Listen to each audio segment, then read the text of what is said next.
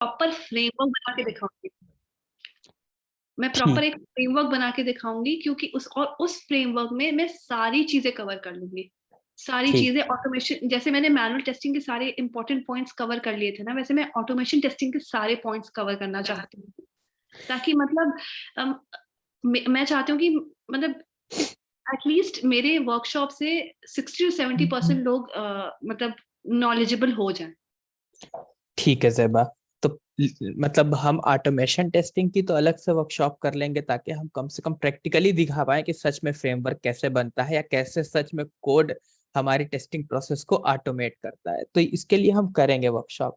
लेकिन एटलीस्ट आज लोगों को ये पता हो कि ठीक है, हम मैनुअल टेस्टिंग देख रहे हैं कि मैनुअल टेस्टिंग क्या है।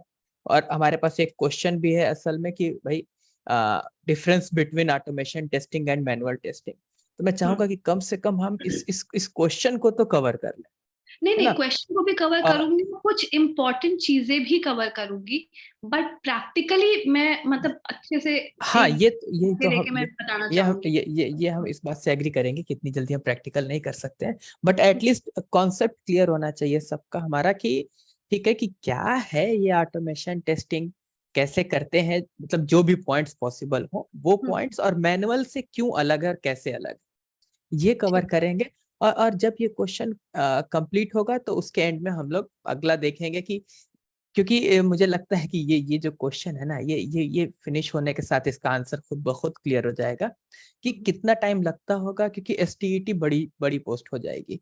तो कितना टाइम लगता होगा कि भाई हम मैनुअल टेस्टिंग से स्टार्ट करें और ऑटोमेशन सीखते हुए कितना एक्सपीरियंस हो कि हम इस पोजीशन तक पहुंच जाएं।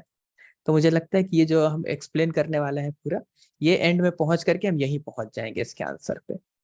तो ठीक है सर, अब आपके पास है। ठीक है, तो हम लोग शुरू करते हैं ऑटोमेशन टेस्टिंग पे। अच्छा, आप लोगों को याद होगा मैंने अभी एक पॉइंट ओपन छोड़ा था कि जब हमारी एप्लीकेशन अनस्टेबल होती है तो उस पे हम लोग क्या करते हैं कि स्मोक टेस्टिंग करते हैं। स्मोक टेस्टिंग के बाद अगर वो सही चल रहा है तो क्या करते हैं, मतलब उसके बाद हम रिग्रेशन टेस्टिंग करते हैं, मतलब एक ही चीज को फिर बार बार बार बार बार बार टेस्ट करते रहते हैं, ताकि बार बार टेस्ट करते रहते हैं, ताकि कोई नई फंक्शनैलिटी को ऐड ऑन करने के बाद मेरी सिस्टम हिल तो नहीं रहा। ठीक है, तो मैंने आपको वही कहा था कि एक ही चीज को बार बार टेस्ट कर रहे हैं, एक ही टेस्ट केस को बिल्ड 1 पर टेस्ट कर रहे हैं, बिल्ड 2 पर कर रहे हैं, बिल्ड 3 पर कर रहे हैं, बिल्ड 4 पर कर रहे हैं। ठीक है, ये इस चीज को हम मिनिमाइज नहीं कर सकते? क्या हम ये जो टेस्ट केसेस बनाए हैं, इसका हम लोग टेस्ट स्क्रिप्ट बना ले और टेस्ट स्क्रिप्ट्स बना के उसको ऑटोमेट कर दें। ऑटोमेट कर देंगे तो क्या होगा, हमारा काम ये खत्म हो जाएगा। हम एक एक ही चीज को बार बार नहीं काम करेंगे, मेरा सिस्टम काम करेगा। मैं बैठी रहूंगी, मैं सिस्टम काम करेगा, मेरा सिस्टम मुझे बताएगा कि टेस्ट केस पास हो गया या फेल हो गया। मुझे कुछ नहीं करना है, मुझे बस फायर करना है अपना अपना फ्रेमवर्क, और मुझे एंड रिजल्ट रिपोर्ट देखना है। रिपोर्ट भी, ऑटोमेशन टेस्टिंग की खूबी ये है कि हम लोग एंड रिजल्ट भी ना अपने मैनेजर के मेल पर जाके हम भेज सकते हैं कि हाँ 10 टेस्ट केसेस थे, 10 में से 8 पास हुए, 2 फेल हुए। तो ये खूबी है ऑटोमेशन टेस्टिंग की। तो ऑटोमेशन टेस्टिंग क्या होता है, एक ही चीज अगर आप 10 बार कर रहे हो ना, तो गो फॉर ऑटोमेशन। ऑटोमेट कर दो, ऑटोमेट कर दो, काम खत्म करो, है ना। ऑटोमेट करके काम खत्म करो, bat at the end of the day reports देखो कि कितने टेस्ट केसेस पास है, कितने फेल है, और फिर अपना मेल भेजो, है ना। तो ये होता है ऑटोमेशन टेस्टिंग। तो यहाँ तो आपने टेस्टिंग के पर्सपेक्टिव से देख लिया कि ऑटोमेशन टेस्टिंग क्या होती है। अब मैंने आपसे बताया था कि अगर आपको डेवलपमेंट में भी अगर थोड़ा इंटरेस्ट है ना, तो automation testing is very good field to enter. क्यों? क्योंकि इसमें आप स्क्रिप्ट्स लिखते हो, इसमें आप टेस्ट केसेस लिखते हो, आप अपना कोड लिखते हो।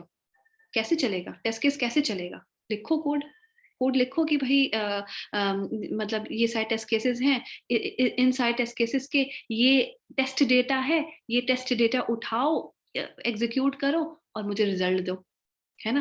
तो यहाँ पर आपकी कोडिंग आती है, ठीक है? अच्छा, ऑटोमेशन टेस्टिंग जब भी हम कहते हैं तो नेक्स्ट आता है सेलेनियम। सेलेनियम, तो सेलेनियम आपका क्या है? सेलेनियम आपका ओपन सोर्स टूल है जो कि जिसको इस्तेमाल करके हम ऑटोमेट करते हैं वेब ब्राउज़र्स को, ठीक है? तो सेलेनियम आना चाहिए। सेलेनियम तो बहुत ही इम्पोर्टेंट है, बिना सेलेनियम के गाड़ी नहीं आगे बढ़ पाएगी ऑटोमेशन टेस्टिंग में। तो सेलेनियम प्लस एक प्रोग्रामिंग लैंग्वेज, किस प्रोग्रामिंग लैंग्वेज में आप काम करोगे? और सब सेलेनियम की खूबी क्या है? जावा ले लो, पाइथन ले लो, पीएचपी ले लो, सी शार्प ले लो, नोड जेएस ले लो, कोई सी भी लैंग्वेज के साथ कंपेटेबल है, ठीक है? तो सेलेनियम प्लस प्रोग्रामिंग लैंग्वेज आना चाहिए। और अच्छा, एक और चीज बता दूं, इंटरव्यू में बैठोगे ऑटोमेशन टेस्टिंग के लिए तो सेलेनियम तो पूछा ही जाएगा, और अलोंग विद दैट आपको वो भी प्रोग्रामिंग लैंग्वेज भी पूछा जाएगा, ठीक है? जैसे मैं हूँ सेलेनियम प्लस जावा, तो मेरे से कोर जावा पूछा गया था, ठीक है? पूछते हैं, ठीक है? तो इंटरव्यू के पर्सपेक्टिव से ये दोनों चीजें आनी चाहिए ऑटोमेशन टेस्टर को, कोर जावा आना चाहिए, ठीक है? अच्छा, अब हम आते हैं कि अच्छा, मार्केट में आपने सुना होगा कि टेस्टंजी फ्रेमवर्क हो गया, कुकुम्बर हो गया, है ना? जे यूनिट हो गया, जे बिहेव हो गया, जैस्मिन हो गया, ये सब आपने सुना होगा, है? ये फ्रेमवर्क्स जब भी आप ऑटोमेशन टेस्टिंग के बारे में बात करते हैं, ठीक है? तो इसमें से बहुत सारे types of automation testing framework होता है, और हालांकि मैं आपको बता भी दूंगी मैंने किस किस पे काम किया हुआ है, ठीक है? तो उससे पहले हम लोग हाँ चलो ठीक है, और टेस्टिंग फ्रेमवर्क ही डिस्कस कर लेते हैं पहले। तो देखो, 7 types of automation testing framework होती है, ठीक है? First is your linear scripting framework. Linear scripting framework क्या होता है कि पहले क्या होता था, सेलेनियम आईडीई आता था। वो क्या होता था, रिकॉर्ड एंड प्ले। उसमें क्या होता था, एक बटन था रिकॉर्ड का, उसको दबाओगे, वेबसाइट पे जाओगे, आप ओपन करोगे गूगल, ओपन करोगे, टाइप करोगे सेलेनियम, सबमिट करोगे, और आप ब्राउजर को क्लोज कर दोगे। तो सेलेनियम आईडीई क्या करता था, अपने आप सारी कोडिंग कर देता था, सारी कोडिंग कर दिया अपने आप। जो भी आप गए ना, आप गए गूगल पे, आपने सेलेनियम टाइप किया, आपने सबमिट किया, ये सारी कोडिंग आ जाती थी सेलेनियम आईडीई स्क्रिप्ट पे। आपको कोड नहीं करना था, वो अपने आप कोड कर देता था। तो अब क्या हुआ कि लीनियर स्क्रिप्टिंग तो सही है, बट रीयूजेबिलिटी नहीं है ना। आप एक टेस्ट केस बनाओगे, अब ये जो टेस्ट केस बनाए हो, ये टेस्ट स्क्रिप्ट बनाए हो, किसी चीज में इस्तेमाल ही नहीं हो पाएगी। एक इंडिविजुअल टेस्ट केस का एक टेस्ट स्क्रिप्ट बनेगा, तो इसीलिए ये उतनी ज्यादा मतलब यूज नहीं हुई, ठीक है? सेकंड है आपका मॉड्यूलर टेस्टिंग। तो इसमें क्या है कि आपकी जो एप्लीकेशन है ना, वो अलग अलग मॉड्यूल्स में डिवाइड हो गई है, ठीक है? और उन सबके आपने स्क्रिप्ट्स बनाए हैं इंडिविजुअली, और एक लार्ज एक मेन स्क्रिप्ट बनाया है, टेस्ट स्क्रिप्ट बनाया है, वो रन करते हैं। उसको रन करते हैं तो आपके ये मॉड्यूल टेस्टिंग के स्क्रिप्ट्स चलेंगे, ठीक है? तीसरी चीज है आपकी डेटा ड्रिवन फ्रेमवर्क। ये क्या है, इसमें आता है आपका टेस्ट एनजी। इसमें क्या करते हैं हम लोग, आपकी जो टेस्ट स्क्रिप्ट है वो अलग रखते हैं, और टेस्ट डेटा है वो अलग रखते हैं, ठीक है? अच्छा, एक और चीज मैं आपको बता दूं कि टेस्ट स्क्रिप्ट जो मैं बोल रही हूँ ना, वो क्या है? टेस्ट स्क्रिप्ट आप लोग समझ रहे हो क्या मैं बोलना चाह रही हूँ? एग्जाम्पल ले लेते हैं थोड़ा सा। ओके, मैं आपको एग्जाम्पल देती हूँ टेस्ट स्क्रिप्ट का क्या है। आउटलुक का एग्जाम्पल ले लेते हैं, ठीक है? तो अगर मैं ऑटोमेशन टेस्टिंग करना चाहती हूँ टू सेंड अ मेल, ठीक है? तो मैं क्या करूंगी, ठीक है? मैं पहले क्या करूंगी, आउटलुक में लॉग इन करूंगी, ठीक है? मैं आउटलुक में लॉग इन किया मैंने, फिर उसके बाद यूजर नेम पासवर्ड डाला और लॉग इन कर दिया, ठीक है। फिर मैं आउटलुक के होम पेज पर आई, ठीक है। होम पेज पर क्या था, न्यू ईमेल का टैब, उसको क्लिक किया, ठीक है। क्लिक करके मैंने क्या किया, एक अलग से बॉक्स आया कंपोज मेल का, ठीक है। उसमें मैंने क्या किया, मैंने रेसिपिएंट को डाला, मैंने सब्जेक्ट लिखा, मैंने बॉडी लिखी और मैंने सेंड कर दिया मेल, ठीक है। तो ये जो सारी चीजें बोल रही हूँ ना, ये सारी चीजें ऑटोमेशन टेस्टिंग से मैं कर रही हूँ, ठीक है। अब मैं नहीं कर रही हूँ, मेरा सिस्टम कर रहा है। सिस्टम अपने आप जाएगा, गूगल क्रोम को खोलेगा, गूगल क्रोम में आउटलुक का आउटलुक का वो यूआरएल डालेगा, आउटलुक का यूआरएल डाल के आउटलुक में लॉगिन करेगा, लॉगिन के बाद मेल कंपोज करेगा और सेंड करेगा। तो ये मैं नहीं करूंगी, ये मेरा सिस्टम करेगा, ठीक है। तो ये जो चीज थी, ये जो मैं आपको एग्जांपल बताई, ये एक टेस्ट स्क्रिप्ट में आ जाता है। This is your test script, ठीक है। This is your test case, test script, ठीक है। और इसको जब मैं सेलिनियम के कोड के साथ लिखूंगी ना, इसको टेस्ट स्क्रिप्ट कहेंगे, ठीक है। चलो, ठीक है। नेक्स्ट आता है आपका हाइब्रिड टेस्टिंग फ्रेमवर्क। इसमें क्या है कि आप दो या दो से ज्यादा मॉड्यूल फ्रेमवर्क्स को कंबाइंड कर रहे हो, ठीक है। और next is your VDD, that is your behaviour driven development testing. उसमें आता है आपका कुकुम्बर, ठीक है। तो इसमें क्या होता है कि कुकुम्बर आजकल बहुत फेमस है, आजकल बहुत चल रहा है कुकुम्बर। इसलिए चल रहा है क्योंकि बाकी सारे फ्रेमवर्क जो आप ऊपर देख रहे हो ना, जो मैंने मेंशन किया है, तो उसमें क्या है था कि आपका बीए को पता नहीं है कि क्या चल रहा है, कौन मतलब क्या कोडिंग है, कैसे टेस्ट स्क्रिप्ट बन रहे हैं, कैसे क्या चल रहा है, कैसे ऑटोमेशन हुआ है टेस्ट केसेस के, ठीक है। और मतलब क्या क्या है फंक्शन, मतलब सारी जानकारी नहीं होती। सब कुछ मतलब बीए अपना काम कर रहा है, कोडर अपना काम कर रहा है, टेस्टर अपना काम कर रहा है, ठीक है। बट बीडीडी में क्या है, कोडर, टेस्टर, बीए, सबको पता है कि चल क्या रहा है, ठीक है। सबको एक एक दूसरी चीज की सबको नॉलेज है, ठीक है। तो कुकुम्बर को बनाया ही ऐसा गया है कि जिस इसमें सारे लोग इन्वॉल्व हो पाए, ठीक है। सारे लोग इन्वॉल्व हो पाए। और जब कल को अगर मैं कंपनी छोड़ के जाऊंगी ना, तो मेरा अब मेरे टेस्ट स्क्रिप्ट को पढ़ के समझ जाए, कोई लेमैन भी समझ जाए कि भाई अच्छा इस टेस्ट इसमें ये चल रहा है, ये मेरे कोड में ये चल रहा है। तो कुकुम्बर इसलिए इतना ज्यादा आजकल डिमांड में है। चलो, फिर नेक्स्ट टॉपिक पर हम लोग आते हैं। और भी टाइप ऑफ फ्रेमवर्क्स होते हैं, बट मेन में यही सारे जो कि मतलब मैंने भी यूज किया है, और जो कि मतलब लोगों ने मतलब ये बहुत हाँ तो आपने सुना होगा। हमें भी स्पेसिफिक रहना है, क्योंकि जो भी है ना, सब समझ लो कि अगर बिगनर आ रहा है या कोई शुरुआत कर रहा है, तो उसके लिए स्पेसिफिक रहना है। इतना ज्यादा भी नहीं डिस्कस, मतलब इतनी चीजें भी नहीं इंक्लूड कर लेनी है हमको कि समझ पे डायरेक्शन लेस हो जाए, है ना। हमें लगता है कि हम सही जा रहे हैं, बिल्कुल, है ना। जी ठीक है। हम्म। परफेक्ट, मतलब सही है, सही जा रहा है। हाँ, तो मैं भी ज्यादा नहीं नॉलेज मतलब दूंगी, मतलब उतना जितना कि लोग मतलब डाइजेस्ट कर पाए, ऐसा, ठीक है।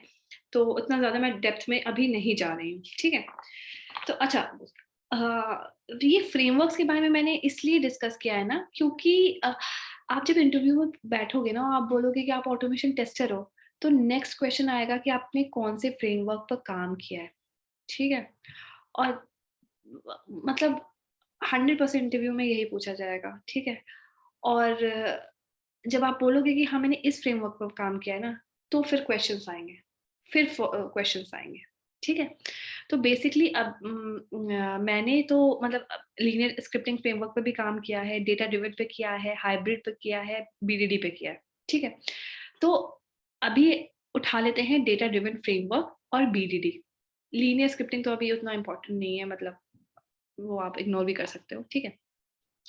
तो ये जो डेटा ड्रिवन फ्रेमवर्क है, इसमें मैंने आपको बताया था कि आपका जो टेस्ट डेटा है और जो आपका टेस्ट स्क्रिप्ट है अलग अलग रहता है, ठीक है, अलग अलग रहता है, ठीक है। तो अच्छा चलो, अब हम लोग आते हैं फ्रेमवर्क पे, ठीक है, फ्रेमवर्क, एक्लिप्स का फ्रेमवर्क, ठीक है। तो सबसे पहले इंपॉर्टेंट चीज होती है, एक टॉपिक मैं डिस्कस करूंगी, दैट इज मेवन।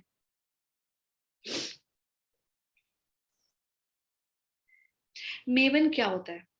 मेवन होता है build automation tool. Build automation tool क्या होता है? बिल्ड क्या होता है? बिल्ड होता है आपका जो जार फाइल होता है, जो वॉर फाइल होता है, जो ईएआर फाइल होता है, इसे कहते हैं, ठीक है, बिल्ड। तो अब हुआ क्या कि हुआ ये कि आप जब फ्रेमवर्क बनाओगे ना, तो उसमें ना आपको अलग अलग टाइप्स ऑफ जार्स की जरूरत होगी, ठीक है। जार्स एज इन कि आपका सेलेनियम जार्स, ठीक है। अ, फिर जेडी के जार्स हो गए, ठीक है। आपका और भी जार्स हैं, जैसे कि आप कल को पीडीएफ जनरेट करोगे, है ना, अपने फ्रेमवर्क से, तो उसकी भी जार होती है अपाचे पीओआई, ठीक है। आप लॉग्स प्रिंट करोगे, ठीक है, तो उसकी भी जार होती है लॉग 4j। सॉरी। स्टार्ट कर सकते हैं। ठीक है, तो हम लोग थे मेवन पे। तो मेवन मेवन क्या होता है, मैं आपको बता रही थी कि अगर हम कोई प्रोजेक्ट बनाते हैं ना, तो उसमें हमें अलग अलग टाइप्स ऑफ जार्स की जरूरत होती है। जैसे कि मैंने आपको एग्जांपल बताया था कि सेलेनियम की जार की जरूरत हुई है मुझे, और फिर अपाचे पीओआई की हुई है पीडीएफ बनाने के लिए, ठीक है। फिर लॉग्स अगर जनरेट करना है तो लॉग 4j की हुई है, होता है मुझे जार की जरूरत। तो बात ये है ना कि सेलेनियम का पहले सेलेनियम 2.0 था, फिर 3.0 था, फिर अब 4 पर आ गया है, ठीक है। तो वर्जन्स अपडेट होते रहते हैं, ठीक है, कोई भी अपडेट आए वर्जन्स अपडेट हो गए, ठीक है। तो कब तक जाके आप जार्स लाओगे और फिर बिल्ड पाथ से उसको अपने वर्कस्पेस में ऐड ऑन करोगे? इतने सारे जार है, मैं तो ये बस ऐसे ही ऊपर over the top of my head 4-5 jars के बारे में मैंने आपको बता दिया कि ये सारे जार्स हैं, इनको इंक्लूड करना होगा आपको प्रोजेक्ट में, है ना। तो बात ये है कि कब तक आप ये सारे जार्स आप मैनुअली जाके ऐड ऑन करोगे? है, बहुत ही टीडियस काम है, बहुत मेहनत का काम है, इतना मेहनत नहीं करना ना, कोड पर ज्यादा ध्यान देना है। तो मेवन ने क्या किया कि अच्छा, मेवन का क्या रोल आया यहाँ पे, कि अब क्या हुआ कि जो सेलेनियम के लोग थे ना, थॉट वर्क, उन्होंने क्या किया कि जितने भी वर्जन्स ऑफ सेलेनियम थे ना, उन सारे वर्जन्स की डिपेंडेंसीज बना दी, और डिपेंडेंसी बना के क्या किया, एक सेंट्रलाइज रिपोजिटरी में रख दिया, ठीक है। सेलेनियम वालों ने क्या किया, सारे वर्जन्स की डिपेंडेंसीज बनाई, और वो डिपेंडेंसीज को मेवन सेंट्रलाइज रिपोजिटरी में रख दिया। और हमने क्या किया, हम अपने मशीन में बैठ के वो सारी डिपेंडेंसीज को एक्सेस कर ले रहे हैं। अब क्या हुआ, कल को सेलेनियम का नेक्स्ट वर्जन आ गया, सेलेनियम 5। हम क्या करेंगे, हम जाएंगे, एक फाइल होती है pom.xml, हम जाएंगे और ये pom.xml में जाके 4 की जगह 5 कर देंगे, और मेरे सारे जार्स आ जाएंगे। हमें कुछ नहीं करना पड़ा, हमें बस एक वर्जन अपडेट करनी पड़ी। तो मेवन ने क्या किया, मेवन ने अपने सेंट्रलाइज रिपोजिटरी पे ये सारी डिपेंडेंसीज रखी हैं, और जब आप रिक्वेस्ट सेंड कर रहे हो ना, तो वो एक हिडन फाइल बना लेता है, .m2 करके हिडन फाइल बना ले रहा है, उसमें सारी आपकी जार्स रखी हुई है। तो मैं ऊपर ऊपर से आपको बताऊंगी, ज्यादा टेक्निकल घुसूंगी नहीं, कि Maven is your build automation tool, जिसकी use what why Maven is used, इसलिए कि हम सारे जार्स को इंडिविजुअली बैठ बैठ के ऐड नहीं कर पाएंगे, क्योंकि हमेशा उसके अपडेटेड वर्जन आते रहते हैं, और ये जार्स बहुत सारे जार्स हम यूज करते हैं, ठीक है। तो इससे अच्छा है कि हम मेवन प्रोजेक्ट बनाए, और सारे जार्स को pom.xml के थ्रू हम एक्सेस कर लें via dependency. That's it, this is maven. ठीक है। यस, क्लियर है ये पूरा, कुछ मिस कर रहे हैं हम इसमें? नहीं नहीं नहीं, क्लियर है। क्लियर है। ठीक है। तो हाँ ये एक लाइन ये बता दो, फिर हम आगे बढ़ेंगे कि ये मैनुअल वर्सेस ऑटोमेशन की बात करेंगे तो ये दोनों डिफरेंट है ना? बिल्कुल, मैनुअल में हाँ, सब दोनों मैनुअली कर रहे हैं, स्टार्ट। ऑटोमेशन में सब कुछ ऑटोमेट कर दिया। हाँ, ऑटोमेशन में आपने ऑटोमेट कर दिया और फिर आपका सिस्टम आपके लिए काम करेगा। आपको मतलब मैनुअली एक टेस्ट केस है, ठीक है, वो आप मैनुअली एग्जीक्यूट कर रहे हो, ठीक है, और एक टेस्ट केस है जो आपका सिस्टम एग्जीक्यूट कर रहा है। Perfect perfect. ठीक है, फिर मतलब हम नेक्स्ट क्वेश्चन पे जंप कर सकते हैं। ठीक है। तो ये जो मेवन मैंने आपको बताया है ना, ये भी मतलब one of the important topics of automation testing है। ठीक है। तो इसमें मोस्ट आस्क्ड क्वेश्चन आपका मेवन लाइफ साइकिल होता है कि मेवन लाइफ साइकिल क्या होता है, कि मेवन कंपाइलर, मेवन टेस्ट और मेवन रिसोर्स होता है। ये मैं ज्यादा डेप्थ में नहीं जाऊंगी, ये आप लोग खुद से पढ़ लेना, वरना बहुत ज्यादा टेक्निकल ना हो जाए। मैं कवर कर दूं नहीं नहीं अजहर? नहीं नहीं, बस बस काफी है इसके लिए। अगली हम्म, अगली वर्कशॉप में मतलब फिर एक एक चीज से मेवन, मुझे लगता है एक ऐसी चीज है कि अगर हम देखने जाएंगे तो हमको इसके लिए 1-1.5 घंटा इस मेवन पे भी चाहिए हमको। तो हाँ हम इनको इनको इन टॉपिक्स को अलग अलग वर्कशॉप्स में जाके कवर कर लेंगे, वो ज्यादा अच्छा रहेगा ना, क्योंकि बहुत कुछ एक साथ नहीं ग्रास्प कर सकता मैं खुद असल में तो ठीक, इसलिए। ठीक है। ठीक है, तो इस टॉपिक को ओवर करते हैं। ये कंप्लीट था कि क्या है ऑटोमेशन टेस्टिंग, एटलीस्ट आपको बेस क्लियर है उसका।